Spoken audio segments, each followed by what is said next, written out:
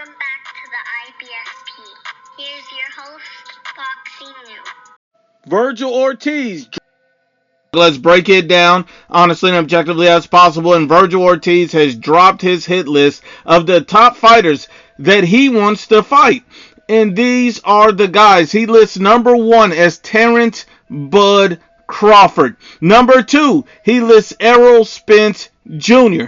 Number 3, he lists Sebastian Fundora. And number 4 is Charlo. So you see Vergil Ortiz is truly free smoke. I mean, if you look at the list, Terrence Crawford, pound for pound fighter, highly rated, Hall of Famer, former 2-time undisputed. So you got to give all the credit in the world for Vergil Ortiz for wanting to fight a guy like Terrence Crawford, being fearless, a very difficult fight for Vergil Ortiz. Then you see him wanting to fight Errol Spence, a massive fight in the state of Texas. Vergil Ortiz is from Texas. Errol Spence represents Texas, so that would be a massive fight in the state of Texas. Sebastian Fundora is a world champion, unified champion, so that makes all the sense in the world for Vergil Ortiz wanting to get that smoke in. And Charlo, some still believe he's the king of 154 because he has not been dethroned. So the fact that Vergil Ortiz wants to take on all of these challenges, I respect that thoroughly. Whether you like Vergil Ortiz or not, this is a man with a plan and a hit list, and I have nothing but respect for him. Now, you already know that Vergil Ortiz and his team have reached out to Turkey and said they're doing everything to make the Terrence Bud Crawford fight. They've accepted that fight, and they're wanting to make that fight right away. You see, this reiterates what Vergil Ortiz has already said.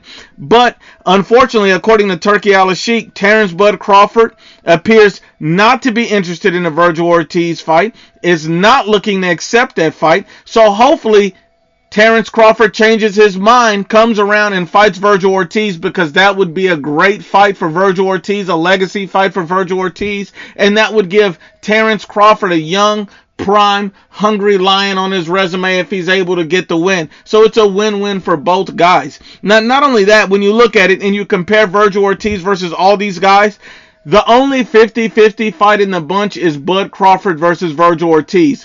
Bud Crawford's highly skilled, highly dangerous for Vergil Ortiz. Got a lot of good power. So at the end of the day, I think that's a 50-50 fight with Bud Crawford. Bud and Vergil Ortiz is a 50-50 fight. Vergil Ortiz has the type of power where he can end the fight in a moment's notice. So that's a 50-50 fight.